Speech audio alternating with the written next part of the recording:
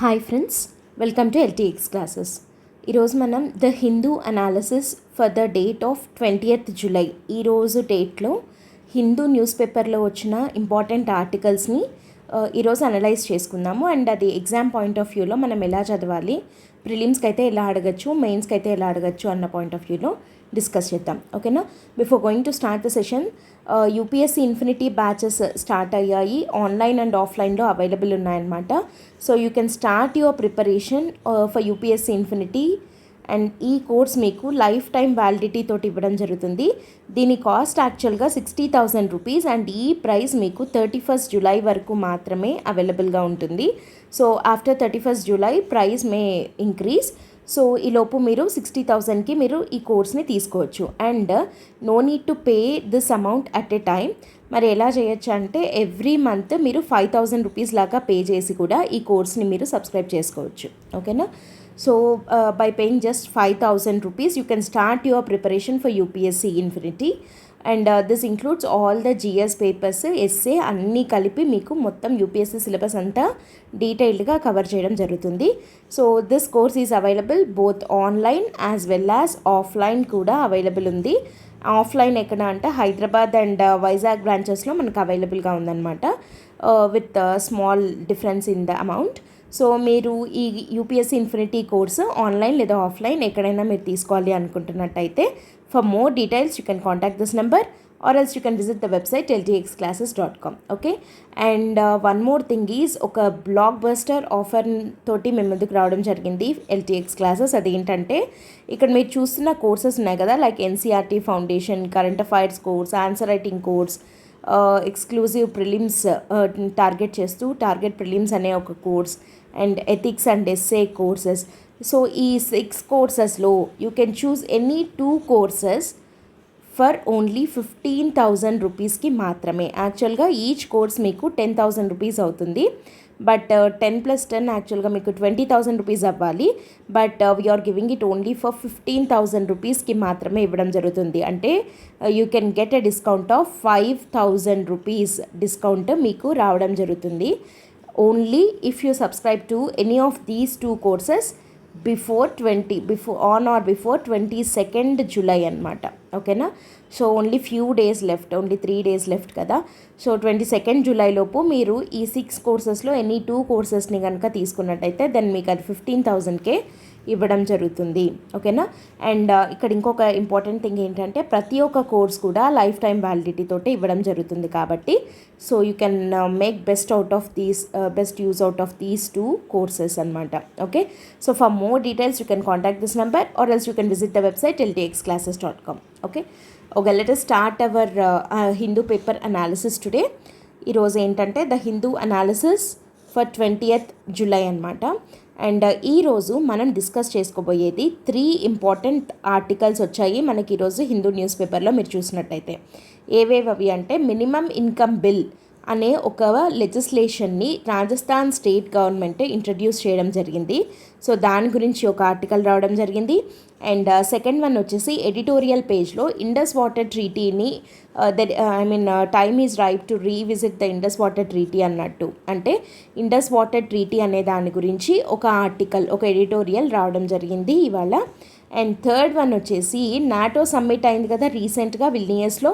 So అక్కడ NATO summit యొక్క outcomes గురించి ఒక స్మాల్ జిస్ట్ లాగా హిందూలో ఒక ఆర్టికల్ రావడం జరిగింది. ఓకే? సో మనందరికీ తెలుసు దట్ యూపీఎస్సీ ప్రిపరేషన్లో హిందూ న్యూస్ పేపర్ అనేది చాలా ఇంపార్టెంట్ రోల్ ప్లే చేస్తుంది అండ్ మనకి మంచి కంటెంట్ని కూడా డెలివర్ చేస్తుంది, రైట్? సో మన కరెంట్ అఫైర్స్ ఓరియంటెడ్ క్వశ్చన్సే యూపీఎస్సీ మెయిన్స్లో ఆల్మోస్ట్ మీరు క్వశ్చన్స్ని చూసినట్టయితే 80 to 85% of the questions were wholly based on the current affairs from day to day articles అనమాట in the news papers. So కాబట్టి మనము యూపీఎస్సీ మెయిన్స్ ప్రిపరేషన్ ఎప్పుడైనా సరే మనం మెయిన్స్ నుండి కరెంట్ అఫైర్స్ నుంచి స్టాటిక్కి వెనక్కి వచ్చి చదవాల్సి ఉంటుంది. ఓకేనా? Rather than going by static నుండి కరెంట్ అఫైర్స్కి వెళ్ళి చదవడం కన్నా కూడా ఇది కరెక్ట్ పద్ధతి కాదనమాట. మనం కరెంట్ అఫైర్స్ టాపిక్స్ చదవాలి, దాని నుంచి నోట్స్ చేసుకోవాలి అండ్ దాని వెనకాల ఉన్న బేసిక్స్ స్టాటిక్ పార్ట్ ఏదైతే ఉందో దాన్ని లింక్ చేస్తూ స్టాటిక్ నుండి వెనక్కి వెళ్ళి కరెంట్ అఫైర్స్ నుంచి వెనక్కి వెళ్ళి స్టాటిక్ పార్ట్ని రెఫర్ చేయాల్సిన అవసరం ఉంటుందన్నమాట. ఓకేనా. సో ఈ పద్ధతిలో వెళ్తే మీ మెయిన్స్ ప్రిపరేషన్ అనేది చాలా ఈజీగా వెళ్ళిపోతుంది. ఓకే. సో ఇవాళైతే మనము ఈ 3 ఆర్టికల్స్ డిస్కస్ చేస్తూ అండ్ దాంట్లో ఉన్న అంటే లైక్ కరెంట్ అఫైర్స్లో అది ఎందుకుంది అండ్ దాని వెనకాల ఉన్న స్టాటిక్ పార్ట్ మనం ప్రిలిమ్స్కి అయితే ఏం చదవాలి, మెయిన్స్కి అయితే ఎట్లా చదవాలి అన్నది చూద్దాం. ఓకేనా. So let us start with the first article, that is minimum income bill of Rajasthan. Minimum income bill అని రాజస్థాన్ స్టేట్ గవర్నమెంట్ ఈ బిల్ని పెట్టడం జరిగింది. అదేంటి అన్నది ఇప్పుడు చూద్దాం. ఓకే. సో ఇక్కడ హెడ్లైన్ ఏమనుంది మనకి, Congress brings in a bill promising minimum income in Rajasthan అని చెప్పి ఉంది. అంటే రాజస్థాన్లో ఉన్న రాజస్థాన్ స్టేట్లో కాంగ్రెస్ గవర్నమెంట్ ఉంది కదా, సో ఈ బిల్లుని తీసుకొని రావడం జరిగింది. ప్రామిసింగ్, ఏం ప్రామిస్ చేస్తోంది ఆ బిల్లు అంటే మినిమమ్ ఇన్కమ్ని ప్రామిస్ చేస్తోంది అని చెప్పి ఉందన్నమాట. ఇక్కడ మనం ఒకసారి జాగ్రత్తగా గమనిస్తే ఇక్కడ చూడండి, ఆ బిల్, ఆ లెజిస్లేషన్ పేరు మనం యాజ్ ఇట్ ఈస్గా లెజిస్లేషన్స్ గురించి మనం ఏదైనా రాస్తున్నాము అని అంటే యాజ్ ఇట్ ఈజ్ వాళ్ళు ఎలా పెట్టారో, వాళ్ళు ఎలా ఉందో ఆ లెజిస్లేషన్ నేమ్ ఎలా ఉందో, టైటిల్ ఎలా ఉందో దాన్ని అలాగే రాయాల్సి ఉంటుంది మెయిన్స్లో. ఓకేనా. సో ఇక్కడ చూడండి, the Rajasthan minimum guaranteed income bill 2023 అనే ఈ బిల్లుని రీసెంట్గా అసెంబ్లీలో ఇంట్రడ్యూస్ చేయడం జరిగింది. This bill was introduced. ఓకేనా. బిల్ పేరేంటి, Rajasthan minimum guaranteed income bill 2023. ఓకేనా. అయితే ఇక్కడ ఏమంటున్నారు అని అంటే ఎలక్షన్స్ రాబోతున్నాయి కాబట్టి కొంచెం లైక్ పాపులిస్ట్ మెజర్స్ తీసుకుంటారు కదా, దాంట్లో భాగంగా ఈ బిల్ని పెట్టారు అని చెప్పి అంటారు. Whatever may be the reason, మనకి అదంతా అక్కర్లేదు. మనం we need to discuss only about the bill and the provisions of the bill and అది మనకి ఎందుకు అంత ఇంపార్టెంట్ అన్నది డిస్కస్ చేద్దాం. ఓకేనా. ఇక్కడ చూడండి, ఇక్కడ ఈ point very important. The bill for the first time in the country provides legislative backing for urban employment guarantee schemes and also makes pension a legal right with the provision of 15% annual increment. యాక్చువల్గా బిల్లులో ఉన్న provisions అన్నీ ఇక్కడే రావడం జరిగింది. ఓకేనా. ఇక్కడ ఏంటది, it was introduced for the first time, కంట్రీలోనే ఫస్ట్ టైం ఇట్లాంటి ఒక బిల్ని ఇంట్రడ్యూస్ చేయడం జరిగింది. ఎందుకు అట్లా అంటున్నాము అని అంటే అర్బన్ రూరల్ ఎంప్లాయ్మెంట్ గ్యారంటీ స్కీమ్కి సంబంధించి మనకి ఇప్పటి వరకు ఉన్నాయి, లేవని అనట్లేదు మనం, కానీ అవన్నీ కూడా ఎగ్జిక్యూటివ్ ఆర్డర్స్ మాత్రమే. Okay. They are just executive orders, not legislations అంటే ఒక చట్ట రూపంలో. ఓకేనా. అంటే ఏంటంటే ఒక చట్టబద్ధత అంటాం కదా, legislative backing. Urban employment guarantee స్కీమ్స్కి ఎప్పుడు ఇండియాలో ఇప్పటి వరకు ఏ స్టేట్లో కూడా లెజిస్లేటివ్ బ్యాకింగ్ అన్నది లేదు, ఓన్లీ త్రూ ఎగ్జిక్యూటివ్ ఆర్డర్స్ మాత్రమే ఇచ్చేవాళ్ళు. కానీ అలా కాకుండా ఒక చట్టబద్ధతను కల్పించినటువంటి first state in the country ఏది అని అంటే Rajasthan, which provides for the legislative backing for urban employment guarantee scheme. ఓకేనా. అండ్ దాంతోపాటి only urban employment guarantee scheme ఇవ్వడమే కి లెజిస్లేటివ్ బ్యాకింగ్ ఇవ్వడమే కాకుండా ఇంకేం చేస్తుంది ఇది, it makes pension a legal right. Pension was made a legal right. అంటే ఇక్కడ ఏమంటాము అని అంటే pensioners were no more objects of charity, they are subjects to right అంటామన్నమాట. అంటే ఏదో దానం ధర్మం ఇచ్చినట్టు కాకుండా పెన్షనర్స్కి it was made a legal right, అంటే వాళ్ళకి ఆ హక్కుని కల్పించడం జరిగింది. ఓకేనా. For the first time pension was made a legal right. ఎవరికంటే ఈ అర్బన్ ఎంప్లాయ్మెంట్లో ఉన్న పెన్షనర్స్కి. ఓకేనా. And also it has given a provision of 15% annual increment. దాంతోపాటు ఎవ్రీ ఇయర్ అంటే 1 ఇయర్కి 15% యాన్యువల్ ఇంక్రిమెంట్ కూడా ఇస్తాము అని చెప్పి ఈ లెజిస్లేషన్ చెప్తోంది. ఏ లెజిస్లేషన్ అని అంటే Rajasthan minimum guaranteed income bill 2023 అనే లెజిస్లేషన్ ద్వారా ఇవంతా అవుతోంది. ఓకేనా. ఫస్ట్ టైం అర్బన్ ఎంప్లాయ్మెంట్ గ్యారంటీకి ఒక లెజిస్లేటివ్ బ్యాకింగ్ అనేది ఏర్పడింది.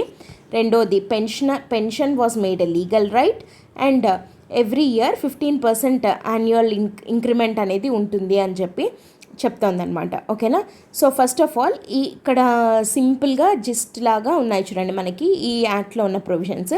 ఇవి చూసేసి ఇవి చూసే కన్నా ముందు ఫస్ట్ ఆఫ్ ఆల్ మనము దీన్ని మనకి ఎగ్జామ్ పాయింట్ ఆఫ్ వ్యూలో ఫస్ట్ మనకి సిలబస్లో ఏ టాపిక్ కిందికి వస్తుంది అన్నది చూసి అప్పుడు మనం ఎలా చదవాలి అన్నది అర్థమవుతుంది. ఓకేనా.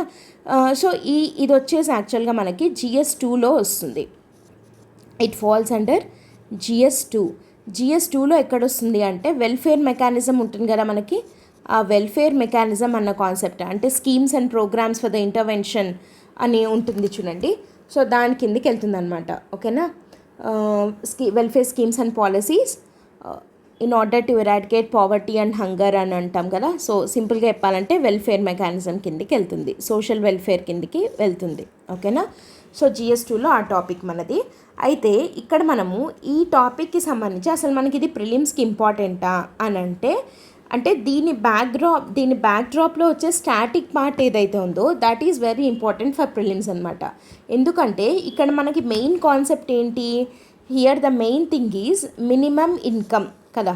మినిమమ్ ఇన్కమ్ వీళ్ళు ఎలా ఇస్తున్నారు అంటే ఫస్ట్ ఆఫ్ ఆల్ ఈ ప్రొవిజన్స్ చూద్దాము, దాన్ని బట్టి మనకు అర్థమవుతుంది. Look at the Rajasthan minimum guaranteed income bill. ఓకేనా. ఇక్కడ ఏముంది చూడండి. ఫస్ట్ ఆఫ్ ఆల్ మనకి ఇదంతా చదువుతుంటే దీని రిలేటెడ్ కాన్సెప్ట్ ఏంటి అన్నది వెంటనే గుర్తొచ్చేసేయాలి కదా. So the very famous concept related to this దీనిలాగే ఉండే ఇంకొకటి ఇక్కడ మనం ఏమంటున్నాం, అర్బన్ ఎంప్లాయ్మెంట్కి గ్యారంటీ ఇచ్చిన ఫస్ట్ లెజిస్లేషన్ అని అంటున్నాం కదా. కానీ అదే ఇండియాలో ఆల్రెడీ రూరల్ ఎంప్లాయ్మెంట్కి ఒక గ్యారంటీ ఇది ఉంది కదా, లెజిస్లేటివ్ బ్యాకింగ్ కూడా ఉంది దానికి. దట్ ఈస్ నథింగ్ బట్ మన MGNREGA అంటాం కదా, Mahatma Gandhi national rural employment guarantee act. So rural employment అనే దానికి already it has a legislative backing మనకి ఉంది in the form of MGNREGA. కానీ అదే అర్బన్ ఎంప్లాయ్మెంట్కి ఎలాంటి గ్యారంటీ లేదు. అలా ఫస్ట్ టైం మన కంట్రీలో Rajasthan state wanted to give legislative backing even for urban employment అనమాట. దాని రూపమే ఈ బిల్లు. ఓకేనా. ఇప్పుడు MGNREGA కింద ఏమవుతోంది, 100 days of work will be guaranteed కదా. మినిమం 100 రోజుల పని సంవత్సరంలో గ్యారంటీ ఉంటుంది కదా. సో ఇప్పుడు ఇక్కడ చూడండి ప్రొవిజన్స్ ఒకసారి. Additional 25 days of work for rural households that complete 100 days of work under MGNREGA. So a total of 125 days of guaranteed work for registered urban households. So urban house holds ఎవరైతే register చేసుకుంటారో ఈ లా కింద ఈ legislation ప్రకారము, then ఎవరైతే 100 రోజుల MGNREGA work కనుక complete చేశారో వాళ్ళకి అడిషనల్గా ఇంకొక 25 days పని దినాలు కల్పించడం జరుగుతుంది. ఓకేనా. సో 125 days ఆఫ్ వర్క్ అనేది వాళ్ళకు దొరుకుతుంది. Who successfully completed 100 days of work, then they will be allotted 25 more days of work అనమాట. ఓకేనా. దాని ద్వారా టోటల్ 125 days వర్క్ వాళ్ళకి వచ్చినట్టు అవుతుంది. ఒకవేళ if the government fails to provide employment within 15 days when demand was made, the applicant will be entitled to receive unemployment allowance. ఇది very very important. ఒకవేళ నేను MGNREGAలో పని చేస్తాను అని చెప్పి అప్లికేషన్ పెట్టుకుంటాడు కదా, నాకు 100 days వర్క్ కావాలి అని చెప్పి. ఒకవేళ అతను పెట్టుకున్న 15 days లోపు if he was not provided with the employment, అతనికి ఎంప్లాయ్మెంట్ ఇవ్వలేకపోయినప్పుడు దెన్ ఆ స్టేట్ ద గవర్నమెంట్ ఏం చేయాలి అని అంటే he will be entitled to receive unemployment allowance. పని కల్పించలేనప్పుడు అన్ఎంప్లాయ్గా ఉన్నట్టే కదా, కాబట్టి అన్ఎంప్లాయ్మెంట్ అలవెన్స్ అనేది ఇవ్వాల్సిన అవసరం ఉంటుంది. ఎప్పుడంటే పని అడిగిన 15 days లోపల అతనికి పని చూపించలేనప్పుడు. ఓకేనా. If every person following in the category of old age, specially abled, widow, single women with prescribed eligibility is entitled to a pension under this act. ఈ యాక్ట్ కింద పెన్షన్ ఎవరెవరికి వస్తుంది, ఇందాక అనుకున్నాం కదా పెన్షన్ని కూడా లీగలైజ్ చేసిందని. ఎవరెవరికి వస్తుంది అని అంటే ఓల్డ్ ఏజ్ అయినా, specially abled in the sense physically challenged వాళ్ళు, వికలాంగులు అంటాం కదా, అలాంటి వాళ్ళైనా, విడోస్ అయినా, సింగిల్ ఉమెన్ అయినా కూడా వీళ్ళకి పెన్షన్ అనేది వస్తుంది ఈ యాక్ట్ కింద అని. And the pension shall increase at the rate of 15% annum. Per annum 15% increase అవుతూ వెళ్తుంది పెన్షన్ అని చెప్పి చెప్తున్నారు అనమాట. ఓకే, సో ఇక్కడ ఏంటి అని అంటే దీనివల్ల 20% ఆఫ్ ద ఫ్యామిలీస్, ఇక్కడ చూడండి, it offers 72,000 each annually as a minimum income to 20% families in the poorest of the poor category. So 20% of the poorest of the poor categoryలో ఉన్న 20% ఫ్యామిలీస్ దీనివల్ల బెనిఫిట్ అవుతారు. ఎలా అంటే యాన్యువల్లీ వాళ్ళకి 72,000 రూపీస్ ఇవ్వడం జరుగుతుంది అని చెప్పి చెప్తున్నాం. ఇప్పుడు ఇక్కడ మనం మాటికి వింటున్న వర్డ్ ఏంటి అని అంటే మినిమమ్ ఇన్కమ్ లేదా మినిమమ్ వేజ్ అని చెప్పి కదా. సో అసలు ఫస్ట్ ఇదంతా చేయాల్సిన అవసరం ఏముంది అని అంటే దీనికి లెజిస్లేటివ్ బ్యాకింగ్ ఉంది అని చెప్తున్నాం. మరి కాన్స్టిట్యూషన్లో ఇట్లాంటి వాటి గురించి ఏమైనా మెన్షన్ చేసిందా అంటే ఇప్పుడు మనం ఏమంటున్నామంటే రిలేటెడ్ టు దిస్ మనం స్టాటిక్ పార్ట్ చదవాలి. స్టాటిక్ పార్ట్ ఏం చదవాలి అంటే పర్టికులర్గా అది కూడా ప్రిలిమ్స్ పాయింట్ ఆఫ్ వ్యూలో మనం చదవాల్సిందేది దేని గురించి అని అంటే దీనికి సంబంధించి డిస్కస్ చేసింది కాన్స్టిట్యూషన్లో ఎక్కడ అంటే directive principles of state policy, DPSP అంటాం కదా. So DPSP directive principles of state policy provides for socio economic rights అనమాట. సోషియో ఎకనమిక్ జస్టిస్ని ప్రొవైడ్ చేస్తాయి సిటిజన్స్ ఆఫ్ ఇండియాకి కదా. అండ్ ఏంటంటే to visualise like it helps in realising the idea of welfare state అని అంటాము కదా. వెల్ఫేర్ స్టేట్ని రియలైజ్ చేయడం కోసం ఉన్నవి directive principles of state policy అనమాట. ఫండమెంటల్ రైట్స్ వచ్చేసి మనకి పార్ట్ 3 ఆఫ్ ద కాన్స్టిట్యూషన్లో ఉంటాయి and they are justiciable in nature అని చెప్తాం. కానీ డిపిఎస్పి వచ్చేసి పార్ట్ 4 ఆఫ్ ద కాన్స్టిట్యూషన్లో ఉన్న ఈ డిపిఎస్పీస్ అంటే directive principles of state policy they are non justiciable in nature కదా. అంటే వీ కెనాట్ ఏమంటారంటే మనం we cannot approach courts for the enforcement of directive principles of state policy కదా. సో కాబట్టి అంటే అవి నాన్ జస్టిసబుల్ ఇన్ నేచర్ కానీ కూడా ఏమని అంటాము అంటే they are fundamental in governance of the country అని అంటాం. ఓకేనా. అండ్ ఎందుకంటే they provide for social and economic justice గురించి మాట్లాడతాయి ఈ ప్రిన్సిపల్స్. వేరస్ ఫండమెంటల్ రైట్స్ వచ్చేసి మనకి పొలిటికల్ జస్టిస్ గురించి మాట్లాడతాయి. కానీ డిపిఎస్పీస్ మాత్రం సోషల్ అండ్ ఎకనమిక్ జస్టిస్ గురించి మాట్లాడతాయి. And it helps in realising the idea of India as a welfare state అని చెప్పి అంటామన్నమాట. అయితే ఈ సోషల్ అండ్ ఎకనమిక్ జస్టిస్ అనే దానికి సంబంధించిందేదే కదా ఇప్పుడు మనం మాట్లాడుతున్నది. ఇంకా దాంట్లో పర్టికులర్గా చెప్పాలంటే ఆర్టికల్ నెంబర్స్ రాయాలి. ఇలాంటి యాక్ట్స్ గురించి రాసేటప్పుడు it helps in realising the DPSPs mention in the articles అని చెప్పి ఆర్టికల్ నెంబర్స్ రాయాలి ఇన్ కేస్ ఆఫ్ మెయిన్స్ అయితే. ఓకేనా. ఆర్టికల్స్ ఏవి అంటే ఆర్టికల్ నెంబర్ 39 ఇది చాలా చాలా important article. Okay. Article number 39 ఏమని చెప్తుంది అని అంటే the state in particular direct it's policies towards securing ఏం సెక్యూర్ చేయడానికి స్టేట్ యాక్షన్స్ తీసుకోవాలి అంటే right to adequate means of livelihood.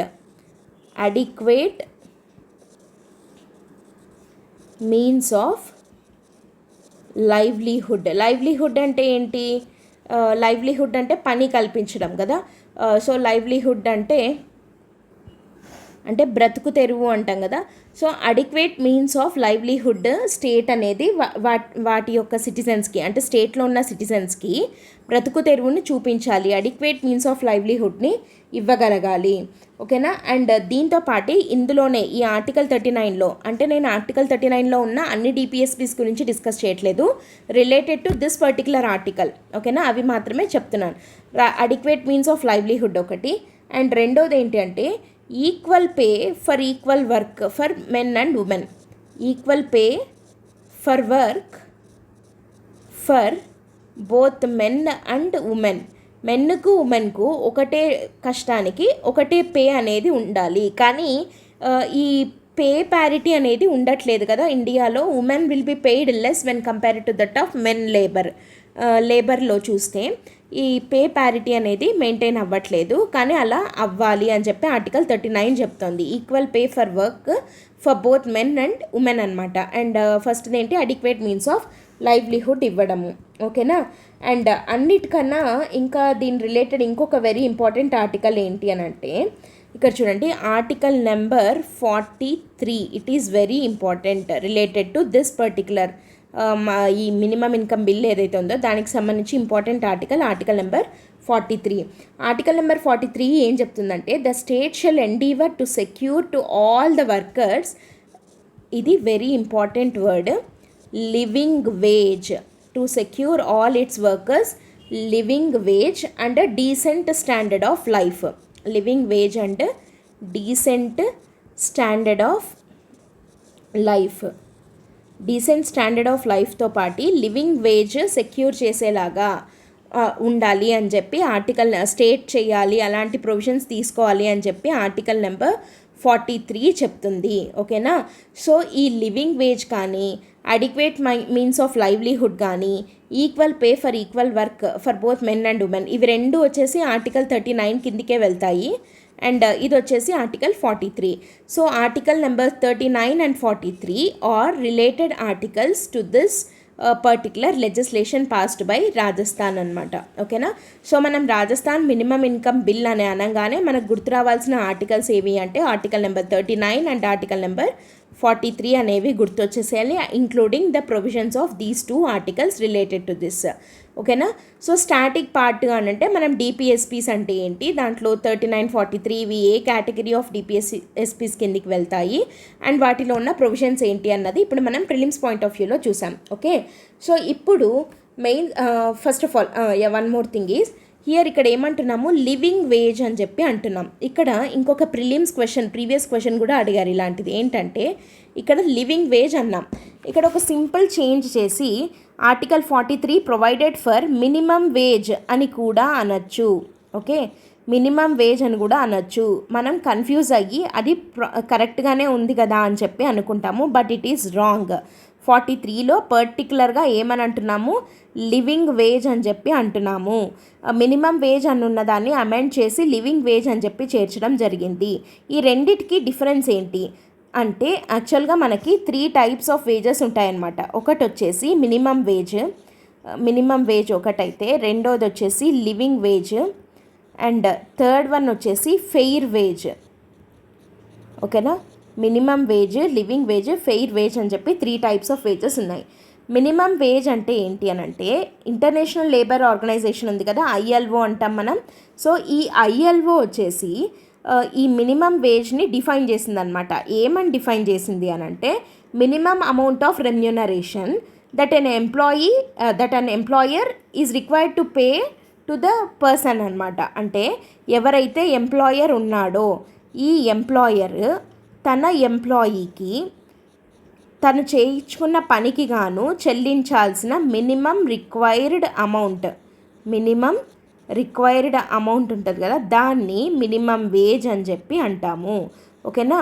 So ఈ మినిమం వేజ్ అనేది ఎందుకు సరిపోతుంది అంటే, లైక్ మినిమం వేజ్ అని దీన్ని ఎందుకు అంటున్నాము అంటే, ఇట్ ఇంక్లూడ్స్ మినిమం నీడ్స్. అంటే ఒక మనిషికి కావాల్సిన బేసిక్ నీడ్స్ ఉంటాయి కదా, నీడ్స్ ఉంటాయి కదా లైఫ్కి. అవేవేవి, ఫుడ్, షెల్టర్, క్లోతింగ్. రోటీ కప్డా ఆర్ మకాన్ అంటాం చూడండి, అది ఫుడ్, షెల్టర్, క్లోతింగ్. ఈ 3 అవసరాలను తీర్చేందుకు ఎంతైతే అమౌంట్ కావాలో ఆ మాత్రం మినిమం అమౌంట్ అన్నా ఇవ్వాలి అన్న ఉద్దేశంతో దీన్ని మినిమం వేజ్ అని చెప్పి అంటాము. మరి ఈ లివింగ్ వేజ్ అంటే ఏంటి? అని అంటే మినిమం వేజ్తో పాటి, ఓకే, మినిమం వేజ్ అంటే ఏంటి, ఫుడ్, షెల్టరు, క్లోతింగే కదా. సో ఇవి మాత్రమే కాక ఇంకా మిగతా అవసరాలు లైక్ ఎడ్యుకేషన్,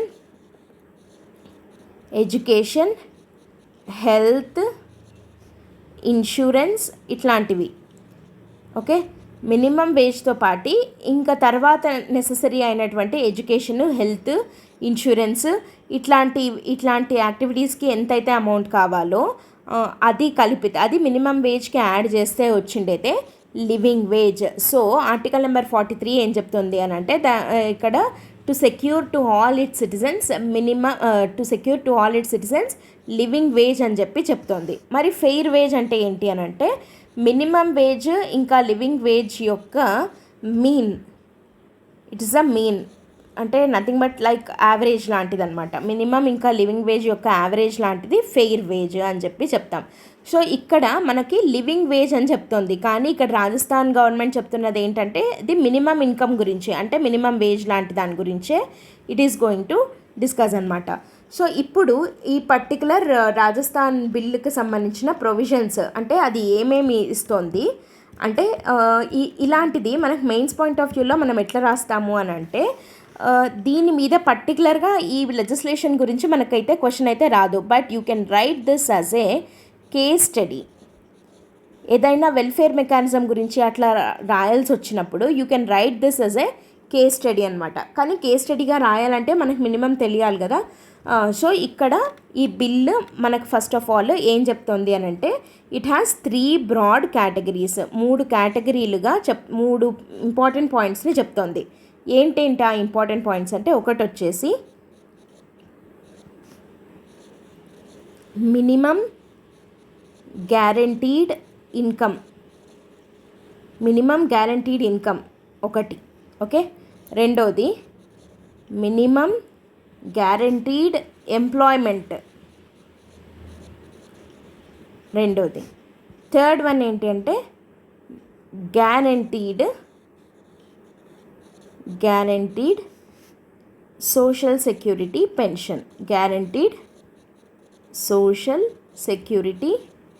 పెన్షన్. ఈ మూడిటి గురించి మాట్లాడుతుంది ఈ బిల్లు. మనం ఇందాక చూసాం కదా ఏంటంటే ఈ మినిమం గ్యారంటీ ఇన్కమ్ ఇస్తుంది, మినిమం ఎంప్లాయ్మెంట్ ఇస్తుంది అండ్ సోషల్ సెక్యూరిటీ పెన్షన్ ఇస్తుంది. ఇందాక చూసాం లైక్ ఓల్డ్ ఏజ్ వాళ్ళకి, వీడోస్కి, సింగిల్ ఉమెన్కి, వీళ్ళకందరికీ and that to 15% increase per annum అని చెప్పి కూడా మనం చెప్పుకున్నాం. సో ఈ మూడింటిని ప్రొవైడ్ చేస్తుంది ఈ బిల్లు. అండ్ లైక్ గవర్నమెంట్ ఏమని చెప్తుంది అని అంటే it is anticipating that it results in additional expenditure of 2,500 crores per year per annum. అడిషనల్గా 2,500 crores ఎక్కువగా ఖర్చు అవుతుంది ఈ మూడింటిని ప్రొవైడ్ చేయడం వల్ల అని చెప్తుంది అనమాట. ఓకేనా. సో అదనమాట దీని గురించి. అండ్ ఇక్కడ ఇంకొక ఇంపార్టెంట్ పాయింట్ మనం ఏం చూడాలి అని అంటే మనం ఏం రాయాలి అని అంటే కేస్ స్టడీ కింద ఇది రాసేసి మినిమం గ్యారంటీడ్ ఇన్కమ్, ఎంప్లాయ్మెంట్ ఇస్తుంది, సోషల్ సెక్యూరిటీ పెన్షన్ ఇస్తుంది. And the rational behind this bill ఏంటి అని అంటే ప్రిన్సిపల్ ఆఫ్ మనం ఇందాక చెప్పుకున్నాం కదా సోషల్ అండ్ ఎకనామిక్ జస్టిస్ అని సోషల్ అండ్ ఎకనామిక్ జస్టిస్ని కల్పించడము అనే ఒక మోటివ్ తోటి అనే ఒక ఎయిమ్ తోటి తీసుకొని వచ్చినటువంటి లెజిస్లేషన్ ఇది అని చెప్తామన్నమాట. ఓకేనా. ఎందుకంటే మనకి పూర్ పీపుల్ లైక్ పావర్టీ తోటి ఎంతగా సఫర్ అవుతున్న పీపుల్ని బయటికి తీసుకొని రావాలి అని అంటే ఏంటంటే లైక్ ఊరికే వాళ్ళకి క్యాష్ ట్రాన్స్ఫర్స్ చేసే కన్నా కూడా ఇట్ కెన్ యాక్ట్ అంటే ఇప్పుడు ఇట్లాంటి మినిమం గ్యారంటీడ్ ఇన్కమ్ అంటున్నాం, మినిమం ఎంప్లాయ్మెంట్ని జనరేట్ చేస్తున్నాము. దీని ద్వారా ఏంటంటే కొన్ని అసెట్స్ని మనం బిల్డ్ చేయొచ్చు కదా. So by involving them in certain activities, కొన్ని అసెట్ బిల్డింగ్ యాక్టివిటీస్లో వాళ్ళని ఇన్వాల్వ్ చేస్తే మనకి కొలేటరల్ బెనిఫిట్స్ ఉంటాయి దీనివల్ల, అవునా.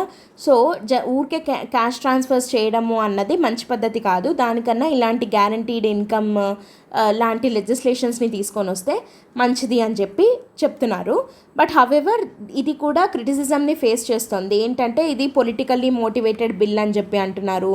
అంటే లైక్ ఎందుకంటే ఓటర్స్ టు అపీల్ ఏమంటారు ఓటర్స్ని అట్రాక్ట్ చేయడం కోసం అని తీసుకున్నటువంటి ఒక పాపులిస్ట్ మెజర్ అని అంటున్నారనమాట. ఎందుకంటే ఇక్కడ మనం ఒకటి గుర్తుపెట్టుకోవాల్సింది ఏంటి, 2,500 crores per year బర్డన్ పడుతుంది అని అంటున్నాం. అండ్ దట్ టు ఈ సోషల్ సెక్యూరిటీ పెన్షన్ ఏదైతే ఉందో every year on year 15% increase అవుతుంది అని అంటే దెన్ దానివల్ల ఇది సస్టైనబుల్గా ఉండదు. It cannot sustain for longer periods. ఎందుకంటే బర్డన్ అన్నది పబ్లిక్ ఎక్స్చెకర్ మీద విపరీతమైన బర్డన్ పెరుగుతుంది కదా. సో ఇది సస్టైన్ అవ్వదు అని చెప్పి, అంటే ఫైనాన్షియల్ ఫీజిబిలిటీ ఉండదు దీనికి అని చెప్పి అని చెప్పి క్రిటిసైజ్ చేస్తున్నారనమాట. అంటే బర్డన్ పెరిగిపోతుంది స్టేట్ ఫైనాన్సెస్ మీద ఇన్ లాంగ్ రన్ అని అంటున్నారు. ఓకేనా. అండ్ అన్నిటికన్నా ఎక్కువ ప్రాబ్లం ఎక్కడొస్తుంది అని అంటే ప్రాపర్ ఐడెంటిఫికేషన్ ఆఫ్ బెనిఫిషియరీస్. ఇది ప్రాపర్గా చేయకపోతే మళ్ళీ మనం ఎన్ని తీసుకొని వచ్చినా, ఏ యాడ్స్ వచ్చినా బెనిఫిషియరీస్ని ప్రాపర్గా ఐడెంటిఫై చేయలేదనుకోండి, అనవసరమైన వాళ్ళని ఇంక్లూడ్ చేయడము, లేదంటే బెనిఫిషియరీస్గా ఉండేవాళ్ళు ఎక్స్క్లూడ్ అవ్వడము, ఇట్లాంటివన్నీ ప్రాపర్గా ఇట్లాంటివన్నీ ఎక్కువ అవుతాయి. అండ్ సో కాబట్టి వే ఫార్వర్డ్ కింద మనం ఏం చెప్పచ్చు, ప్రాపర్ మానిటరింగ్ మెకానిజమ్స్ ఉండాలి that ensures efficient delivery of ఇక్కడ మనం ఏవైతే చెప్పుకున్నామో ఈ గ్యారంటీడ్ ఇన్కమ్ కానీ, ఎంప్లాయ్మెంట్ కానీ, అండ్ సోషల్ సెక్యూరిటీ పెన్షన్ కానీ ఎలాంటి ఎక్స్క్లూషన్స్ లేకుండా అందరి బెనిఫిషియరీస్కి అందేలాగా ఒక ప్రాపర్ మానిటరింగ్ మెకానిజం అనేది ఉండాలి అని చెప్పి చెప్తున్నాం అనమాట. So this is about this minimum income bill in Rajasthan. ఓకేనా. So moving on to the second article చూడండి. What are the takeaways from the NATO summit. Okay, ఇది చాలా చాలా important article. NATO summit. Okay, ఇది మనకి ఎక్కడొస్తుంది, జిఎస్2 పేపర్లోనే. Again ఈరోజు 3 articles జిఎస్2కి సంబంధించినవే. So జిఎస్2లో ఏంటంటే నాటో అని అంటున్నాం కదా, అంటే ఇది ఒక ఇంటర్నేషనల్ గ్రూపింగ్, రైట్. సో జిఎస్2లో మనకి ఇంటర్నేషనల్ గ్రూపింగ్స్ ఉన్నాయి కదా అని ఒక టాపిక్ ఉంది కదా, దాని కిందికి వెళ్తుంది. ఇంటర్నేషనల్ గ్రూపింగ్స్ అనే టాపిక్ కిందికి వెళ్తుంది. So key takeaways from NATO summit అని అన్నారు. ఇక్కడ ఏమేమి ఉన్నాయి, what are the key takeaways ఈ రీసెంట్గా అయిన సమ్మిట్లో అన్నది డిస్కస్ చేద్దాం ఈ ఆర్టికల్లో. Okay, before going to that first NATO గురించి కొంచెం బేసిక్స్ చూసి ఆ తర్వాత మనము కీ టేక్ అవేస్ని డిస్కస్ చేద్దాం. ఓకే, ఈ పర్టికులర్ టాపిక్ మీద మనకి ప్రిలిమ్స్ పాయింట్ ఆఫ్ వ్యూలో ఎట్లా అడుగుతారు అని అంటే, నాటో లైక్ దాన్ని ఎప్పుడు ఫామ్ అయింది, దాని ఫౌండర్ మెంబర్స్ ఎవరు, ఓకే, రీసెంట్గా ఎవరు నాటో మెంబర్షిప్ తీసుకున్నారు, ఇట్లా అని చెప్పి మనకు క్వశ్చన్స్ రావచ్చు. So first basics of NATO చూద్దాం, అండ్ ఆ తర్వాత రీసెంట్గా అయిన నాటో సమ్మిట్ యొక్క అవుట్కమ్స్ ఏంటి అని చెప్పి ఆర్టికల్ ఉంది కదా, దాని గురించి డిస్కస్ చేద్దాం. Okay, first of all NATO అంటే ఏంటి? NATO means North Atlantic treaty organisation. Atlantic treaty organisation. ఇది యాక్చువల్గా ఏంటి, what is this basically is, it is a military alliance. ఓకేనా, మిలిటరీ అలయన్స్ అనమాట. అలయన్స్ అంటే ఏంటి, గ్రూపింగ్ అంటాం కదా. సో ఇది ఒక మిలిటరీ గ్రూపింగ్ లాంటిది, మిలిటరీ అలయన్స్ అనమాట బై నార్త్ అట్లాంటిక్ ట్రీటీ. దీన్నే ఏమంటారు అని అంటే, it is also like it is based on Washington treaty. It is based on Washington ట్రీటీనే నార్త్ అట్లాంటిక్ ట్రీటీ అంటారు. సో దీన్ని నార్త్ అట్లాంటిక్ ట్రీటీ ఆర్గనైజేషన్ అని చెప్పి పిలుస్తామన్నమాట. సో ఈ వాషింగ్టన్ ట్రీటీ నాటో అనేది ఎప్పుడు ఫామ్ అయింది అని అంటే ఇన్ ఏప్రిల్ 1949లో ఫామ్ అయింది ఈ నాటో. ఓకేనా. సో దీని గురించి ఈ బేసిక్స్ అనేది మనకు తెలియాలన్నమాట. అసలు ఫస్ట్ నాటో అంటే ఏమన్నాము, it was formed in 1949 by signing of this Washington treaty. North Atlantic treaty Organization అనేది ఫామ్ అయింది. It is a military alliance, లేదా దీన్నే సెక్యూరిటీ అలయన్స్ అని కూడా అంటామన్నమాట. ఓకేనా. నార్త్ అమెరికా, యూరోప్కి సంబంధించిన నేషన్స్ యొక్క ఒక సెక్యూరిటీ అలయన్సే నాటో. ఓకేనా. అయితే దీంట్లో యాక్చువల్గా మనకి 31 మెంబర్ నేషన్స్ ఉన్నాయి. యాక్చువల్గా 30 ఉండేవి. అండ్ మనకి 31st కంట్రీ కింద ఫిన్లాండ్ అనేది ఏప్రిల్ 2023లో జాయిన్ అయింది. In April 2023 Finland was the newly added member to NATO. Finland was the newly added member. ఎన్నోది అంటే 31st మెంబర్ నేషన్గా నాటోలోకి యాడ్ అయ్యేది ఫిన్లాండ్. ఓకేనా. సో ఇది. అండ్ దిస్ ఫండమెంటల్ గోల్ ఏంటి, ఈ నాటో యొక్క ఫండమెంటల్ గోల్ ఏంటి అని అంటే, ఈ నాటో మెంబర్ నేషన్స్ ఉన్నాయి కదా, ఈ 31 నేషన్స్ ఉన్నాయి కదా, సో వీటి యొక్క freedom and security by political and military means. అంటే దీనికి 2 మోటివ్స్ ఉన్నాయన్నమాట ఈ నాటోకి. నాటో హ్యాస్ 2 ఆబ్జెక్టివ్స్ లేదా 2 మోటివ్స్ అంటాం. ఏవేవి అని అంటే పొలిటికల్, ఇంకొకటి ఏంటంటే మిలిటరీ. పొలిటికల్ పరంగా, మిలిటరీ పరంగా, రెండిటి పరంగా ఈ 31 మెంబర్ నేషన్స్ని కాపాడుకోవాలి అనే ఒక ఉద్దేశంతో ఫామ్ అయిన అలయన్సే ఈ నాటో అనేది. ఓకేనా. పొలిటికల్గా కాపాడుకోవడం అంటే టు సెక్యూర్ డెమోక్రటిక్ వాల్యూస్ అట్లాంటివి అనమాట. అంటే డెమోక్రటిక్ వాల్యూస్ని ప్రమోట్ చేయడానికి, and defence and security related issues ఏం లేకుండా చూసుకోవడానికి, అండ్ మిలిటరీ పరంగా అని అంటే ఏంటంటే పీస్ఫుల్ రిజల్యూషన్ ఆఫ్ డిస్ప్యూట్స్ కోసం. సో ఈ 2 మోటివ్స్ తోటి ఫామ్ అయిండేది NATO, North Atlantic treaty Organization అనమాట. అయితే మనకు ప్రిలిమ్స్ పాయింట్ ఆఫ్ వ్యూలో ఏంటంటే దీన్ని ఫౌండర్ మెంబర్స్ ఎవరు అట్లా ఉంటాయి కదా, సో అట్లా అని చెప్పి అంటారనమాట. అంటే దాన్ని ఒరిజినల్ మెంబర్స్ అని అంటారు. ఒరిజినల్ మెంబర్స్ మనకు చాలానే ఉన్నాయి, గుర్తుపెట్టుకుంటే better. Like Belgium, Canada, Denmark, France, Iceland, Italy, Luxembourg, Netherlands, Norway, Portugal, UK and US. ఇవి ఒరిజినల్ మెంబర్స్ అని అనమాట. దీని తర్వాత యాడ్ అవుతూ వస్తున్నాయి. అండ్ ప్రజెంట్ ఏమన్నాము 31 మెంబర్ నేషన్స్ ఉన్నాయి, Finland being the latest member అని అంటున్నాం. అయితే మనకి ప్రిలిమ్స్ పాయింట్ ఆఫ్ వ్యూలో ఇంత మటుకు చాలు. అండ్ దీని హెడ్ క్వార్టర్స్ కూడా గుర్తుపెట్టుకోవాలి, that is in Brussels. Headquarters is in Brussels. అంటే ఎక్కడంటే బెల్జియంలో ఉన్న బ్రుసెల్స్లో హెడ్ క్వార్టర్స్ ఉందన్నమాట దీనికి. ఓకేనా. సో దాని ఆబ్జెక్టివ్స్ని కూడా మనం ఆల్రెడీ డిస్కస్ చేసుకోవడం జరిగింది. అయితే రీసెంట్గా 2023లో మనకి విల్నియస్లో సమ్మిట్ జరిగింది. విల్నియస్లో నాటో సమ్మిట్ అనేది టుక్ ప్లేస్ అయిందనమాట. ఎక్కడ అంటే విల్నియస్. ఈ విల్నియస్ అంటే ఏంటి అని అంటే లిథువేనియాకి capital. Vilnius is capital of Lithuania. మనకి ప్లేసెస్ ఇన్ న్యూస్ కూడా ఇంపార్టెంట్. ఓకే. లిథువేనియా యొక్క క్యాపిటల్ సిటీ అయిన విల్నియస్లో మనకి రీసెంట్గా అంటే 11th to 12th జూలై 2023న 2023 నాటో సమ్మిట్ జరిగింది. ఇది రీసెంట్గా జరిగిన రష్యా ఉక్రెయిన్ కాన్ఫ్లిక్ట్ నేపథ్యంలో ఈ నాటో సమ్మిట్ అనేది చాలా హ్యూజ్ ఇంపార్టెన్స్ ఉన్నటువంటి సమ్మిట్ అనమాట. ఓకేనా. అండ్ ప్రిలిమ్స్ పాయింట్ ఆఫ్ వ్యూలో ఇది కూడా ఇంపార్టెంట్. రీసెంట్ సమ్మిట్ ఎక్కడ జరిగింది అంటే విల్నియస్లో జరిగింది. అండ్ 2022 సమ్మిట్ ఎక్కడ జరిగింది అంటే మాడ్రిడ్లో జరిగింది. స్పెయిన్ ఉంది కదా, అక్కడ మాడ్రిడ్ స్పెయిన్లో 2022 సమ్మిట్ జరిగిందనమాట. అండ్ 2023లో విల్నియస్లో జరిగింది. ఇంతవరకు ఈ పార్ట్ వరకు మనకు ప్రిలిమ్స్ పాయింట్ ఆఫ్ వ్యూలో ఇంపార్టెంట్. ఓకేనా. అయితే ఇప్పుడు ఈ సమ్మిట్లో ఏంటి టేక్ అవేస్ ఏంటి అన్నది ఇప్పుడు చూద్దాం. Ongoing Russian invasion of Ukraine, తర్వాత ఉక్రెయిన్ ఇంకా స్వీడన్ 2 నాటోలో మెంబర్షిప్ కోసం ట్రై చేస్తున్న నేపథ్యంలో ఈ నాటో సమ్మిట్ అనేది వెరీ ఇంపార్టెంట్ రోల్ ప్లే చేస్తుందన్నమాట. ఓకేనా. సో అసలు ఏం జరిగింది, what were the key outcomes అన్నది చూద్దాం. Okay. How was this summit different అని ఉంది చూడండి. ఎలా ఈ సమ్మిట్ డిఫరెంట్ అని అంటే stand out of the Vilnius summit was attendance of Ukrainian president Zelensky attend అయ్యారనమాట దీనికి. సో కాబట్టి ఇది వెరీ ఇంపార్టెంట్. అండ్ ఇంకోటి ఏంటంటే ఇక్కడ possibility of extending NATO membership to Ukraine. In this regard the launch of NATO Ukraine council as a forum for crisis consultations and decision making indicated that NATO tried to assuage the feelings of Ukraine for not being included in the alliance by creating a mechanism for its wider engagement, support and future inclusion as a full member. ఇక్కడ దీన్ని బట్టి మనకి ఏం అర్థమవుతుంది అని అంటే Ukraine wanted to become a member of NATO కదా.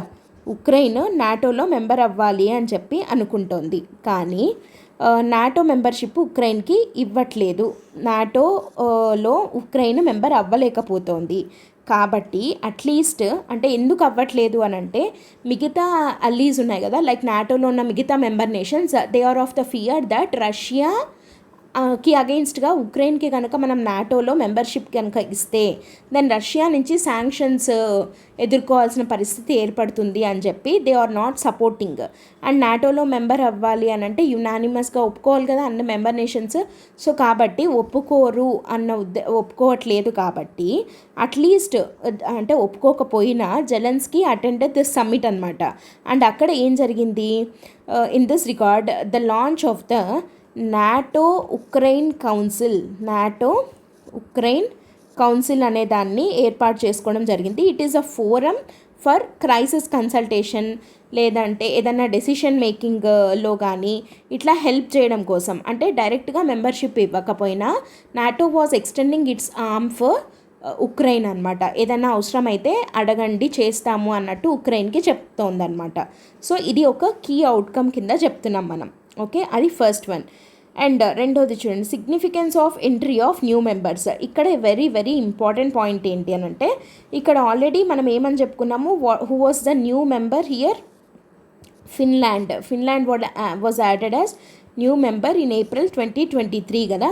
అయితే ఇక్కడ ఇంకొక ఇంపార్టెంట్ పాయింట్ ఏంటంటే అప్రూవల్ ఆఫ్ స్వీడన్ కూడా అయ్యింది యాజ్ నాటో మెంబర్. సో ఇప్పుడు మెంబర్షిప్ ఆఫ్ నాటో ఎంత అయింది అని అంటే ఇన్ అడిషన్ టు ఫిన్లాండ్ రీసెంట్గా అంటే ఇది ఏప్రిల్ 2023లో ఫిన్లాండ్ అయింది. అయితే ఇప్పుడు జూలై మొన్న జరిగిన విల్నియస్ సమ్మిట్ తోటి ఇంకొక కొత్త member was added, that was nothing but Sweden ఇంకొక కొత్త మెంబర్గా నాటోలోకి యాడ్ అయింది.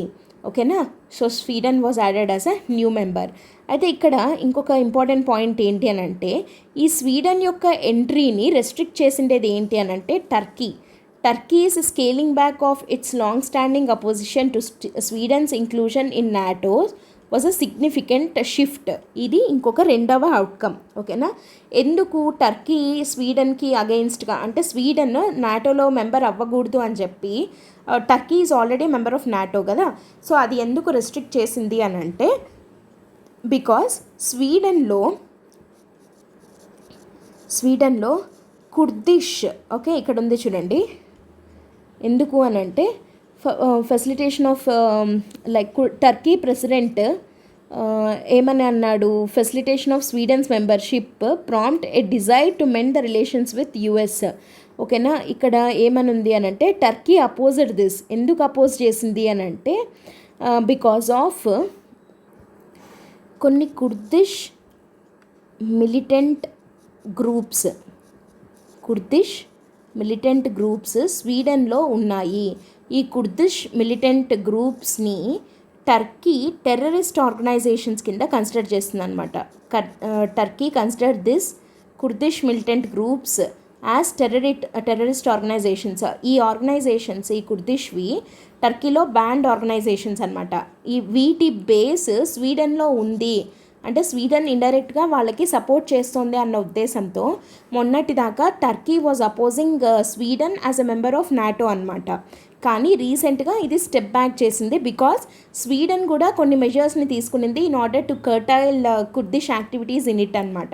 కాబట్టి స్వీడన్ ఒక స్టెప్ ఫార్వర్డ్ వేసింది కాబట్టి టర్కీ కూడా ఒక అడుగు ముందుకేసి స్వీడన్ని నాటో మెంబర్షిప్గా యాక్సెప్ట్ చేయడం జరిగిందనమాట. సో ఇది ఒక రెండవ అవుట్కమ్ కింద చెప్పచ్చు. ఓకేనా. ఫస్ట్ది ఏంటి అని అంటే ఒక కొత్త forum for deepening ties with Ukraine. ఏంటా ఫోరం అని అంటే దిస్ వన్. ఫస్ట్ ఒకసారి చూద్దాం కీ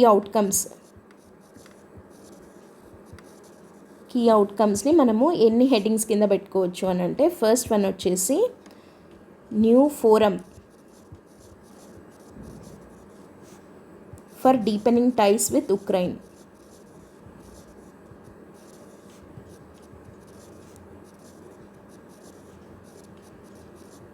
ఓకే. ఏంటది అని అంటే Ukraine NATO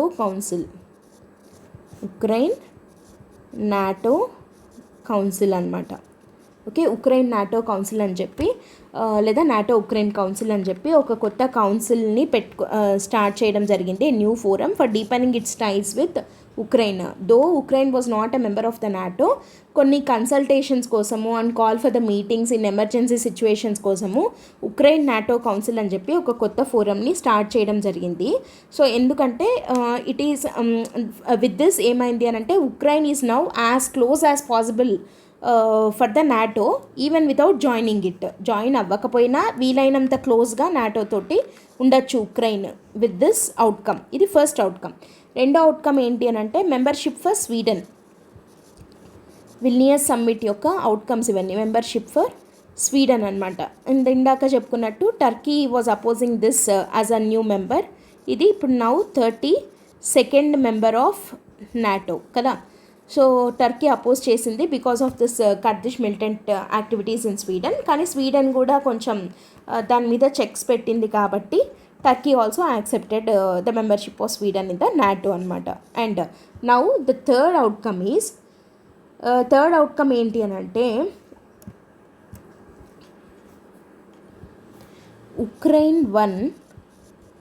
Ukraine got new security assurances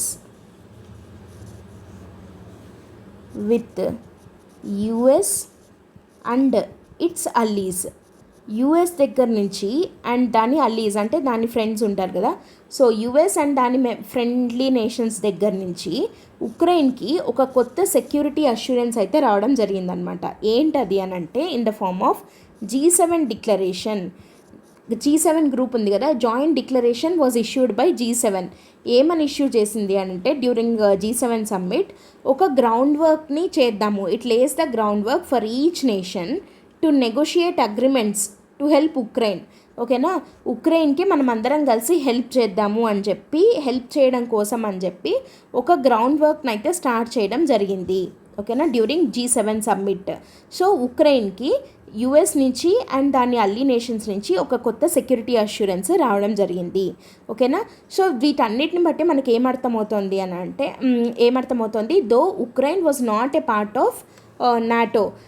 అసలు ఈ నాటోలో మెంబర్షిప్ అవ్వడం వల్ల ఉక్రెయిన్కి ఏంటి ఉపయోగము అని అంటే article 5 of this Washington treaty, అంటే ఈ నాటో ఉంది కదా. సో దీంట్లో ఒక ఇంపార్టెంట్ ఆర్టికల్ ఈజ్ ఆర్టికల్ 5 అనమాట.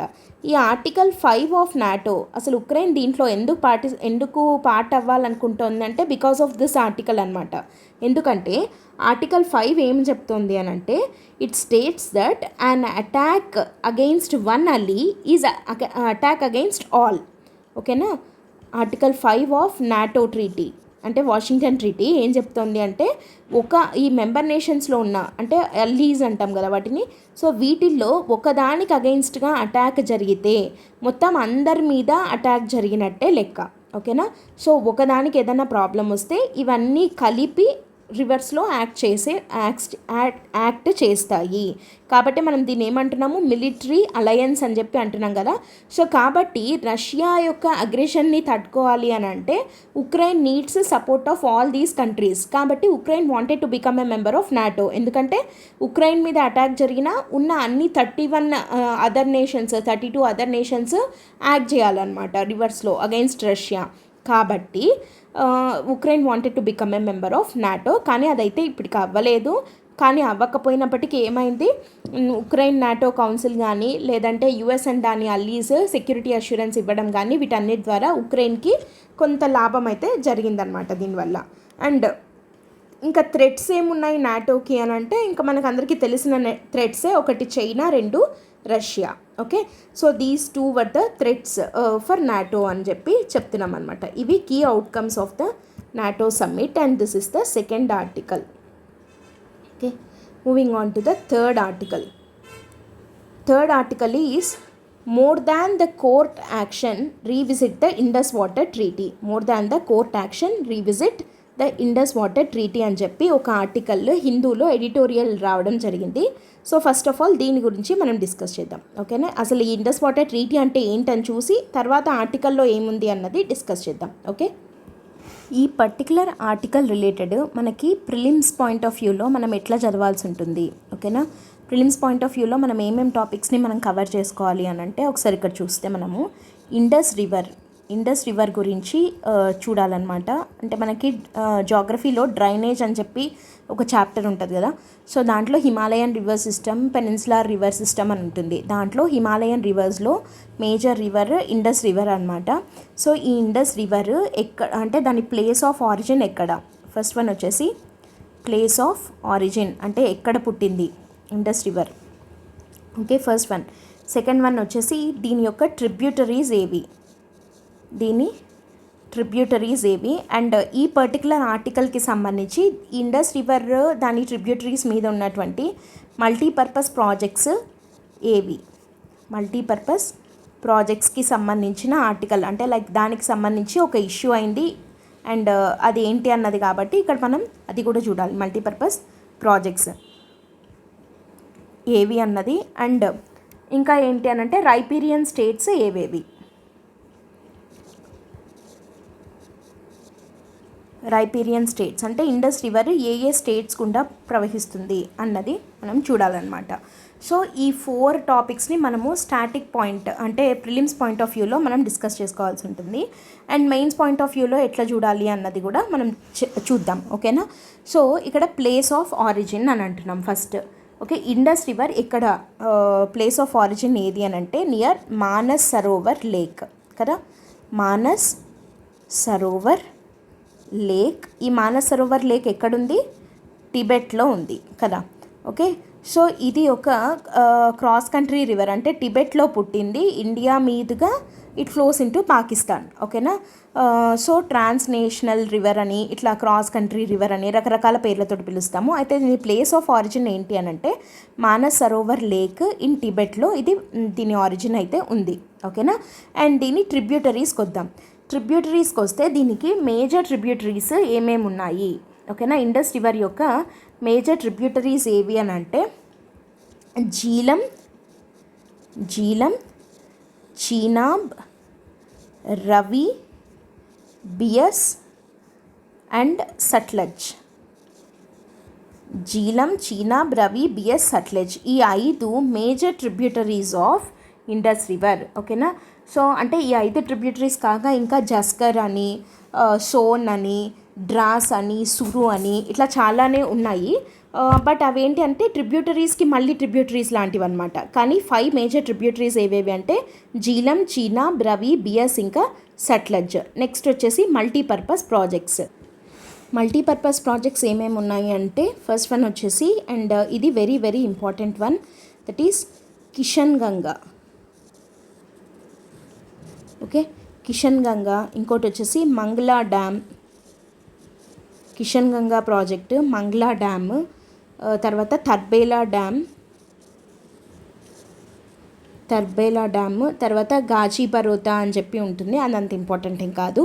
ఈ 3 హైడ్రో ఎలక్ట్రిక్ ప్రాజెక్ట్స్ ఇవి చాలా ఇంపార్టెంట్ అండ్ వాటి అన్నిట్లోకి ఇంపార్టెంట్ వన్. అండ్ ప్రస్తుతం ఇక్కడ మనకి ఈ ఆర్టికల్ పరంగా కానీ అండ్ న్యూస్లో ఉన్నది కానీ దేనికి అని అంటే ఇక్కడ చూడండి, ఇక్కడ ఉంది చూడండి, కిషన్ గంగా అని చెప్పి. So Kishan Ganga is a tributary of Jhelum river యొక్క ట్రిబ్యూటరీ కిషన్ గంగా అనమాట. సో కాబట్టి ఇక్కడ పర్టికులర్గా జీలం రివర్ గురించి వచ్చింది కాబట్టి మళ్ళీ ఇది ట్రిబ్యూటరీ ఆఫ్ ఇండస్ అంటున్నాం కదా. అసలు ఈ జీలం రివర్ యొక్క ఆరిజిన్ ఎక్కడుంది అన్నది కూడా ఈ ఆర్టికల్ పరంగా మాత్రం మనం చూద్దాము. This Jhelum river is originated in Verinag అనే ఒక స్ప్రింగ్, వెరినాగ్లో ఆరిజినేట్ అయింది. పీర్ పంజల్ రేంజ్, పీర్ పంజల్ ఉంది కదా మనకి, పీర్ పంజల్ రేంజ్. సో ఆ పీర్ పంజల్ రేంజ్లో ఆరిజినేట్ అయింది ఈ జీలం రివర్. అండ్ ఈ జీలం రివర్ యొక్క ట్రిబ్యూటరీయే కిషన్ గంగా. ఈ కిషన్ గంగా వచ్చేసి జీలం రివర్ యొక్క రైట్ ట్రిబ్యూటరీ అనమాట. అండ్ ఈ జీలం రివర్, ఈ కిషన్ గంగాని ఏమంటారు, జీలం రివర్ని ఏమంటారు అని అంటే పాకిస్తాన్కి కూడా ఫ్లో అవుతుంది ఇది.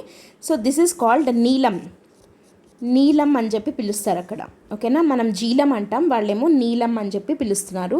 సో నీలం అని చెప్పి అంటారనమాట. అండ్ దీని మీద Rasul barrage, Mangla dam, Rasul barrage అని చెప్పి ఉన్నాయి ఈ జీలం రివర్ మీద. ఇది పీర్ పంజల్ రేంజ్లో పుట్టింది, ఓకేనా. So and flows through the state of Jammu and Kashmir అనమాట. అయితే ఇది ఇప్పుడు న్యూస్లో ఉన్నటువంటి, ఇప్పుడు అని కాదు, లాస్ట్ ఒక 10 yearsగా ఇది న్యూస్లోనే ఉంది. ఎందుకు ఉంది అన్నది ఈ ఆర్టికల్. ఇక్కడ ఫస్ట్ ఒకసారి మనం చూసినట్టయితే అసలు ఫస్ట్ ఇండస్ వాటర్ ట్రీటీ అంటున్నాం కదా. ఈ ట్రీటీ అనేది 1960లో it was signed between India and Pakistan. ఎందుకంటే ఇవి రెండు రైపీరియన్ కంట్రీస్ కదా ఇండస్ రివర్ వాటర్కి. కాబట్టి వాటి మధ్య ఒక ఒప్పందం లాగా జరిగిందనమాట. ఒక ట్రీటీ అనేది సైన్ చేసుకోవడం జరిగింది ఇన్ ద ఇయర్ 1960. ఓకేనా. సో అసలు ఇప్పుడు అది న్యూస్లో ఎందుకుంది, ఓకేనా, న్యూస్లో ఎందుకుంది అని అంటే ఇక్కడ మనం ఫస్ట్ స్టేట్మెంట్ ఒకసారి చూస్తే కనుక ఇక్కడ చూడండి. The Indus water treaty 1960 or IWT that regulates the Indus water courses between the two riparian states of India and Pakistan is cited by many as an example of cooperation between the two unfriendly neighbors for many reasons. ఇప్పుడు India and Pakistan రెండు unfriendly neighbours కదా, కానీ Indus water treaty అనేది మాత్రము ఇక్కడ చూడండి ఏమనుందో. This include IWT having survived, it has survived.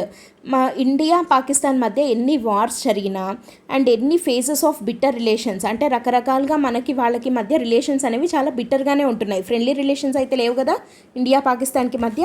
కానీ అలాంటి సందర్భంలో కూడా ఇండస్ వాటర్ ట్రీటీ అనేది సర్వైవ్ అవుతూ వచ్చింది. ఓకేనా. సో డిస్ప్యూట్ రెజల్యూషన్ చేసుకుంటూ వచ్చిందనమాట ఇండస్ వాటర్ ట్రీటీ అనేది. మరి అలాంటి ఇండస్ వాటర్ ట్రీటీ కూడా but in the last decade, అంటే లాస్ట్ 10 yearsగా ఏం జరుగుతోంది అని అంటే ఈ వాటర్ షేరింగ్లో పర్టికులర్లీ ఇన్ ఎలాంటి విషయంలో గొడవలు అవుతున్నాయి అని అంటే ఇక్కడ ఉంది చూడండి. Construction and design elements of the run of river hydro electric projects that India is permitted under IWT కింద, ఇండస్ వాటర్ ట్రీటీ కింద ఈ వర్డ్ చాలా ఇంపార్టెంట్. ఏంటది అంటే run of river hydro electric projects విషయంలో ఇండియాకి పర్మిషన్ ఉంది.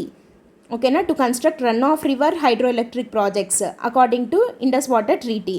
కానీ ఆ కన్స్ట్రక్షన్ అండ్ డిజైన్ ఎలిమెంట్స్ విషయంలో పాకిస్తాన్ ఈ స్కెప్టికల్ టువర్డ్స్ ఇండియా, కొంచెం అనుమానంగా ఇండియా వైపు చూస్తోంది. And it is not happy with India as it is constructing some run of river hydro electric projects అనమాట.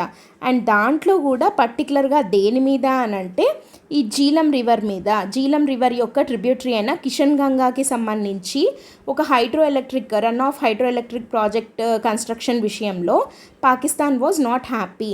ఓకే, అసలు ఈ ఆర్టికల్ ఏమని చెప్తోంది అన్నది ఇప్పుడు చూసే కన్నా ముందు అసలు ఇండస్ రివర్ వాటర్ ట్రీటీ ఎప్పుడు సైన్ చేసుకున్నామని అన్నాం మనం 1960లో కదా. ఇది ఎట్లా జరిగింది అని అంటే 9 years పాటు నెగోషియేషన్స్ జరిగి దిస్ ట్రీటీ వాజ్ సైన్డ్. అంటే 1960 కన్నా ముందు 9 ఏళ్ల పాటు ఇండియాకి పాకిస్తాన్కి మధ్య నెగోషియేషన్స్ జరిగిన తర్వాత ఈ ట్రీటీ అన్నది ఐడబ్ల్యూటీ ఇండస్ వాటర్ ట్రీటీ అన్నది 1960లో సైన్ అయింది after 9 years of negotiations. And ఈ రెండిటి మధ్య అంటే ఇండియాకి పాకిస్తాన్కి మధ్య నెగోషియేటర్గా అంటే మీడియేటర్గా ఉన్నది ఎవరు అని అంటే World Bank as a negotiator. India Pakistan మధ్య జరిగిన నెగోషియేషన్స్ యొక్క అవుట్కమ్మే Indus water treaty in the year 1960. ఓకేనా. సో ఇండస్ వాటర్ ట్రీటీ గురించి ఏదైనా క్వశ్చన్ వస్తే మనం ఫస్ట్ రాయాల్సిన స్టేట్మెంట్ ఇది. ఓకేనా. After 9 years of continuous negotiations between India and Pakistan with world Bank as the negotiator, Indus water treaty was signed in the year 1960 అని చెప్పి రాసిస్తాం. ఓకేనా. అండ్ ఇక్కడ ఏంటి అని అంటే ఈ ట్రీటీ ఏం చెప్తుంది, బేసిక్గా ఏం చెప్తుంది ఇది, it sets out A mechanism for cooperation and information exchange. Cooperation కోసం అని చెప్పి సైన్ చేసుకున్నటువంటి ట్రీటీ. ఫర్ వాట్ కోఆపరేషన్ అంటే రిగార్డింగ్ యూసేజ్ ఆఫ్ వాటర్. ఏం వాటర్ యొక్క యూసేజ్ గురించి కోఆపరేషన్ కోసము అంటే ఏం వాటర్ అంటే ఇండస్ ఇంకా దాని ట్రిబ్యూటరీస్. దాని ఇంకా 5 ట్రిబ్యూటరీస్ ఏవి అనుకున్నాము, జీలం, చీనాబ్, రవి, బియాస్ ఇంకా సట్లెజ్. ఈ రివర్స్ ప్లస్ ఇండస్, ఈ 6 రివర్స్ యొక్క water sharing between India and Pakistan కోసము అండ్ దాని యూసేజ్ ఎట్లుండాలి ఏంటి అని చెప్పి నెగోషియేషన్స్ చేయడం కోసము, కోఆపరేషన్ కోసం అని చెప్పి ఒక ట్రీటీని సైన్ చేసుకోవడం జరిగింది. ఓకేనా. సో దీని ప్రకారం ఈ కీ ప్రొవిజన్స్ ఏంటి అన్నది తెలిస్తే మనకు ఫస్ట్ అసలు ఇష్యూ ఏంటి అన్నది తెలుస్తుంది. ఓకేనా. So provisions of this Indus river water treaty ఏంటి అని అంటే, ఫస్ట్ వన్ ఏంటి అని అంటే వాటర్ షేరింగ్ గురించి చెప్తుంది. వాటర్ షేరింగ్ గురించి ఏమని మాట్లాడుతుంది ఇండస్ వాటర్ ట్రీటీ అని అంటే, how the water from the 6 rivers would be shared between India and Pakistan. ఓకేనా. సో దీంట్లో 3 వెస్ట్రన్ రివర్స్ ఉన్నాయి అండ్ ఈస్టర్న్ రివర్స్ 3 ఉన్నాయి. ఓకేనా. 3 వచ్చేసి వెస్టర్న్ రివర్స్, 3 వచ్చేసి ఈస్టర్న్ రివర్స్. వెస్ట్రన్ రివర్స్ ఏవి అంటే Indus, Chenab, Jhelum. Eastern reverse ఏవేవి రవి, బియస్, సట్లెజ్. ఓకేనా. ఇక్కడ ఏంటనంటే ఈ western reverse 3 Indus, Chenab, Jhelum ఈ మూడింటిని పాకిస్తాన్కి ఇవ్వడం జరిగింది. ఓకేనా. The waters of these 3 rivers were unrestricted use of these waters were given to Pakistan. ఓకేనా. అన్రిస్ట్రిక్టెడ్ యూసేజ్ అది ఇంపార్టెంట్ మనకి. అన్రిస్ట్రిక్టెడ్ అంటే ఎలాంటి అడ్డంకులు లేకుండా ఈ 3 రివర్స్ యొక్క వాటర్స్ని పాకిస్తాన్కి ఇచ్చేయచ్చు. అండ్ రవి, బిఎస్, సట్లెజ్ ఉన్నాయి కదా. సో దీని మీద అన్రిస్ట్రిక్టెడ్ యూసేజ్ని వచ్చేసి టు ఇండియాకి ఇవ్వడం జరిగింది. ఓకేనా. సో ఇలా 6లో 3 ఇండియాకి, 3 పాకిస్తాన్కి వెళ్ళాయి. ఓకేనా. అయితే ఇక్కడ ఏంటి అని అంటే ఈ ఇండస్, చీనాబ్, జీలం కదా, వాటిని అన్రిస్ట్రిక్టెడ్ యూసేజ్ ఇచ్చింది కదా పాకిస్తాన్కి. కాకపోతే దీంట్లో ఒక చిన్న ఎగ్జంప్షన్ అనేది ఇవ్వడం జరిగింది. ఏంటి ఆ ఎగ్జంప్షన్ అని అంటే, ఓన్లీ లైక్ ఏంటంటే అగ్రికల్చర్ అండ్ డొమెస్టిక్ యూసేజ్ కోసము ఇండియా ఈ రివర్స్ని వాడుకోవచ్చు, ఈ రివర్ వాటర్స్ని వాడుకోవచ్చు. ఓకేనా. అంటే నాన్ కన్జంప్టివ్ పర్పస్ అని అంటారనమాట. అంటే కమర్షియల్గా అట్లాంటి వాటికి కాకుండా అగ్రికల్చర్ పరంగా డొమెస్టిక్ యూసేజ్ కోసం అయితే ఇండియా ఈ 3 రివర్ వాటర్స్ని కూడా వాడుకోవచ్చు. అండ్ మిగతా అన్ని విషయాల్లో అన్రిస్ట్రిక్టెడ్ యూసేజ్ ఉంది పాకిస్తాన్కి. And along with that Ravi, Beas, సట్లెజ్లో ఇండియాకే షేర్ రావడం జరిగింది. సో దీంతో ఏమైంది అని అంటే ఈ టోటల్గా ఈ 6 రివర్ వాటర్స్లో 80% of the water went to Pakistan and 20% of the water went to India. ఓకేనా. అంటే కంపారిటివ్లీ పాకిస్తానే అడ్వాంటేజియస్ పొజిషన్లో ఉంది, బికాస్ వీటి వాల్యూమ్ అనేది ఎక్కువ ఉంటుంది అనమాట. ఇవి లైక్ స్మాల్ రివర్స్ కాబట్టి 80% of the waters to Pakistan and 20% of the waters to India. ఇది ఫస్ట్ ప్రొవిజన్. ఏంటది వాటర్ షేరింగ్ గురించి ఇలా అని చెప్పి షేర్ చేసింది, ఇట్లా పంచుకోండి అని. రెండవది ఏంటి అని అంటే పర్మనెంట్ ఇండస్ కమిషన్ అని చెప్పి ఒక కమిషన్ని ఏర్పాటు చేయడం జరిగింది, ఇండస్ వాటర్ ట్రీటీ. ఈ కమిషన్ దేనికి అని అంటే ఇది అట్లీస్ట్ ఇయర్లో ఒకసారి మీట్ అవ్వాలి. At least once in a year meet అయ్యి ఏమైనా డిస్కస్ చేసుకోవాలన్నమాట. లైక్ ఏమైనా చేంజెస్ అవసరమా మనం చేసుకున్న ట్రీటీలో, ఈ షేరింగ్లో, ఇట్లాంటి వాటిల్లో, లేదా ఎవరికైనా ఏమైనా ఇష్యూస్ ఉన్నాయా ఈ ప్రాసెస్లో, ఇట్లాంటివన్నీ కూడా డిస్కస్ చేసుకోవాలి. This permanent Indus river water commission meet అయ్యి ఇయర్లీ వన్స్ డిస్కస్ చేయాలి. ఓకేనా. And third one is very very important and ప్రస్తుతం ఇదే న్యూస్లో ఉంది. ఓకేనా. ఏంటది అని అంటే రైట్స్ ఓవర్ రివర్స్. ఎందుకని ఇది న్యూస్లో ఉంది అని అంటే రైట్స్ ఓవర్ రివర్స్ ఎందుకు ఇది ప్రస్తుతం మనం ఆర్టికల్లో కూడా ఎందుకు మెన్షన్ చేయడం జరిగింది అంటే, ఇక్కడ చూడండి, పాకిస్తాన్కి రైట్స్ ఉన్నాయి అని చెప్పుకున్నాం. దేని మీద? ఇండస్ మీద, చీనాబ్ మీద అండ్ జీలం మీద కదా. సో ఈ 3 రివర్స్ మీద పాకిస్తాన్కి అన్రిస్ట్రిక్టెడ్ రైట్స్ అయితే ఉన్నాయి. కానీ ఇండస్ వాటర్ ట్రీటీలో ఉన్న ఒక annexure, that is annexure C, ఇది చాలా important. Annexure C of Indus water treaty ఏమని చెప్తోంది అని అంటే ఇట్ ఈజ్ అలోయింగ్ ఇండియా, మనం ఇందాక చెప్పుకున్నాం కదా, it is allowing India to use water for agriculture purpose కోసం వాడచ్చు ఇండియా అని చెప్పి అనెక్షర్ సి పర్మిట్ చేస్తోంది. ఓకేనా. అండ్ అనెక్షర్ డి ఏమని చెప్తోంది అంటే it allows India to build ఏమని అలో చేస్తోంది? To build run of the river hydro electric projects కట్టుకోవచ్చు ఇండియా అని చెప్పి annexure D of Indus water treaty is giving permission for India ఏమని ఇస్తోంది? To construct run of the river hydro electric projects అని చెప్పి చెప్తుంది అనమాట. రన్ ఆఫ్ ద రివర్ అంటే ఏంటి అని అంటే వాటర్ని స్టోర్ చేయకూడదు, రన్ ఆఫ్ ద రివర్ ఉండాలి అంటే ఫ్లో అవుతూ ఉండాలి. స్టోర్డ్ వాటర్ తోటి హైడ్రో ఎలక్ట్రిక్ ప్రాజెక్ట్ కన్స్ట్రక్షన్ చేయకూడదు. అట్లా కాకుండా run of the river hydro electric projects అయితే ఇండియా కన్స్ట్రక్ట్ చేసుకోవచ్చు అని చెప్పి ఇండస్ వాటర్ ట్రీటీలో ఉన్న annexure D has given the permission. ఓకేనా? అయితే ఇప్పుడు మరి అసలు ఇష్యూ ఎందుకు వచ్చింది అని అంటే అసలు డిస్ప్యూట్ ఏ విషయంలో వచ్చింది అని అంటే Kishan Ganga hydro electric project విషయంలో వచ్చింది. ద డిస్ప్యూట్ ఈజ్ రిగార్డింగ్, మనం ఇందాకే చెప్పుకున్నాం కదా, ఇక్కడ ఆర్టికల్లో కూడా ఉంది. ఏంటది అని అంటే కిషన్ గంగాకి సంబంధించి ఒక ప్రాజెక్ట్ విషయంలో ఇష్యూ అనేది రావడం జరిగింది. ఓకేనా? సో ఈ Kishan Ganga hydro electric project అనేది ఏంటి గొడవ అంటే కిషన్ గంగా అనేది దేని ట్రిబ్యూటరీ అని చెప్పుకున్నాం? Kishan Ganga hydro electric project కదా. అసలు ఇది దేనికి ట్రిబ్యూటరీ? కిషన్ గంగా అనేది ఇది ఫస్ట్ ఆఫ్ ఆల్ ఇది ఎక్కడుంది అని అంటే it is 5 kilometres north to Jammu and Kashmir పైన బాందీపూర్ అనే ఒక ఊరు దగ్గర కిషన్ గంగా అనే ప్రాజెక్ట్ ఉందన్నమాట. ఓకేనా? So this is a run of the river project. It includes 37 metre tall, అదంతా అంత టెక్నికల్గా అక్కర్లేదు మనకి, కాంక్రీట్ రాక్ఫిల్ డ్యామ్ అనేది ఉందన్నమాట. సో దీనికి ఏం అవసరం అవుతుంది ఈ కిషన్ గంగా ప్రాజెక్ట్కి అని అంటే it requires to divert the water from Kishan Ganga river ఏదైతే ఉందో ఇదేంటి జీలంకి ట్రిబ్యూటరీ కదా. సో జీలంకి ట్రిబ్యూటరీ అయిన ఈ కిషన్ గంగా రివర్ యొక్క వాటర్ని డైవర్ట్ చేయాల్సిన అవసరం ఉంది. ఓకేనా? అంటే జీలం రివర్ బేసిన్కి చెందిన వాటర్ ఈజ్ గెట్టింగ్ డైవర్ట్ అవుతోంది. ఓకేనా? దీని ఇన్స్టాల్డ్ కెపాసిటీ, ఈ హైడ్రో ఎలక్ట్రిక్ ప్రాజెక్ట్ యొక్క కెపాసిటీ ఎంత అంటే 330 మెగావాట్స్ అనమాట. 330 మెగావాట్స్ ఆఫ్ కెపాసిటీ ఉన్నటువంటి ప్రాజెక్ట్. అండ్ దీని కన్స్ట్రక్షన్ వచ్చేసి 2007లో స్టార్ట్ అయింది. బిగాన్ ఇన్ 2007 అనమాట ఈ ప్రాజెక్ట్ యొక్క కన్స్ట్రక్షన్. ఓకేనా? అయితే పాకిస్తాన్ ఏమని అబ్జెక్ట్ చేస్తోంది అని అంటే it is objected that it will affect the flow of Kishan Ganga river. ఓకేనా?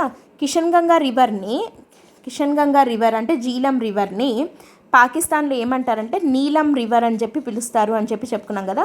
సో కిషన్ గంగా రివర్ని నీలం రివర్ అని చెప్పి పిలుస్తారు పాకిస్తాన్లో. కాబట్టి ఈ రివర్ యొక్క ఫ్లో అనేది దెబ్బతింటుంది అని చెప్పి పాకిస్తాన్ అబ్జెక్ట్ చేస్తుంది. ఎందుకు అనంటే మనం వాటర్ని డైవర్ట్ చేస్తున్నాము for the purpose of this hydro electric project అని చెప్పి మనము 2007లో స్టార్ట్ చేయగానే పాకిస్తాన్ అబ్జెక్ట్ చేసిందనమాట. అబ్జెక్ట్ చేసి ఏం చేసింది 2013లో పాకిస్తాన్ వెంట్ ఫర్ హేగ్లో permanent court of arbitration, Hague's permanent court of permanent court of ఆర్బిట్రేషన్కి అపీల్కి వెళ్ళింది పాకిస్తాన్. ఓకేనా? And it ruled that India could divert all Pakistan. అయితే ఈ పర్మనెంట్ కోర్ట్ ఆఫ్ ఆర్బిట్రేషన్ ఏం చెప్పింది? లేదు, run of river hydro electric ప్రాజెక్ట్కి ఆల్రెడీ అనెక్షర్ డీలో మెన్షన్ చేయడం జరిగింది కదా, మనము ఇందాకే చెప్పుకున్నాం. It has given permission for India for the construction of run of the river. కాబట్టి run of the river hydro electric ప్రాజెక్టే కాబట్టి ఇండియాకి ఆ హక్కు ఉంది అని చెప్పి Hague permanent court of arbitration already 2013లో తీర్పు ఇవ్వడం జరిగింది. అయితే అసలు ఇక్కడ ఈ ఇష్యూ ఎందుకు వస్తోంది మాటిమాటికి అనేది ఇప్పుడు చూద్దాం. మనకి ఈ ఇండస్ వాటర్ ట్రీటీలో డిస్ప్యూట్ రెజల్యూషన్ మెకానిజం అంటే ఏదైనా గొడవలు అయినప్పుడు దాని డిస్ప్యూట్ రిడ్రెసల్ మెకానిజం గురించి ఇండస్ వాటర్ ట్రీటీ ఏమని చెప్తోంది అంటే article 9 of Indus water treaty deals with that అనమాట. ఏంటి? డిస్ప్యూట్ రిడ్రెసల్ మెకానిజం గురించి మాట్లాడుతుంది. ఏమని మాట్లాడుతుంది అని అంటే ఇక్కడ ఒకసారి చూడండి. Dispute redressal mechanism is dwelt by article 9 of the Indus water treaty అనమాట. ఏమని చెప్తోంది అని అంటే it is a 3 level mechanism. 3 లెవెల్స్లో జరుగుతుంది. ఫస్ట్ది ఏంటి అని అంటే ఫస్ట్ కమిషనర్ ఏంటంటే ఫస్ట్ ఒక commissioner it is clarified between అంటే 2 సైడ్స్లో ఉన్నటువంటి ఇండస్ కమిషనర్స్ ఉంటారు, వాళ్ళు క్లారిఫై చేయాలి. అంటే కమిషనర్ లెవెల్ కమిషనర్స్తోనే సాల్వ్ అవ్వడానికి ట్రై చేయాలి. ఓకేనా. సెకండ్ అప్పుడు కాదు అని అంటే దెన్ ఒక న్యూట్రల్ ఎక్స్పర్ట్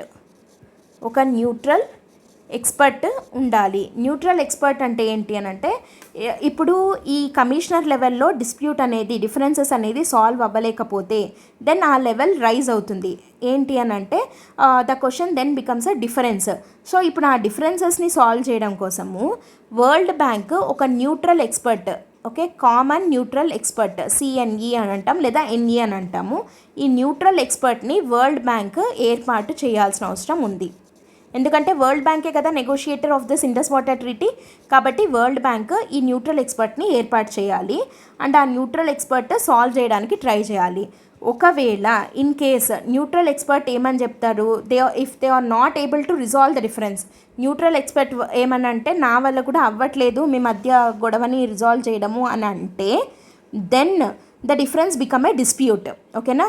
సో ఇక్కడ ఏమైంది అని అంటే ఇక్కడ వచ్చేసి ఫస్ట్ లెవెల్లో ఏం జరిగింది అంటే ఫస్ట్ క్వశ్చన్ ఆఫ్ డౌట్, అంటే ఏమన్నా మిస్యూజ్ అవుతున్నాయా అని చెప్పి డౌట్ ఉంటే దెన్ కమిషనర్ లెవెల్లో సాల్వ్ చేసేసుకోవాలి. ఇక్కడ అవ్వకపోతే ఈ డౌట్ కాస్త ఏమైంది, డిఫరెన్స్ అయింది. సో ఇప్పుడు ఈ డిఫరెన్స్ని రిజాల్వ్ చేయడానికి ఒక న్యూట్రల్ ఎక్స్పర్ట్ ఉండాలి, వరల్డ్ బ్యాంక్ అపాయింట్ చేయాలి, అతను రిజాల్వ్ చేయగలగాలి. ఒకవేళ ఇతను కూడా నేను చేయలేను అన్నట్టయితే then the third level and the final level is court of arbitration దాకా వెళ్ళింది అని అంటే ఏంటి అని అంటే ఆ డిఫరెన్స్ కాస్త ఏమైనట్టు, డిస్ప్యూట్ అయినట్టు. సో ఇలా 3 లెవెల్స్లో డౌట్, డిఫరెన్స్, డిస్ప్యూట్, ఇలా 3 లెవెల్స్లో ఇండస్ వాటర్ ట్రీటీ అనేది సాల్వ్ అవుతుంది అని చెప్పి, అంటే లైక్ డిస్ప్యూట్ రిడ్రెసల్ మెకానిజంని ఇలా 3 లెవెల్స్లో చేయాలి అని చెప్పి article 9 of the Indus water treaty చెప్తోందనమాట.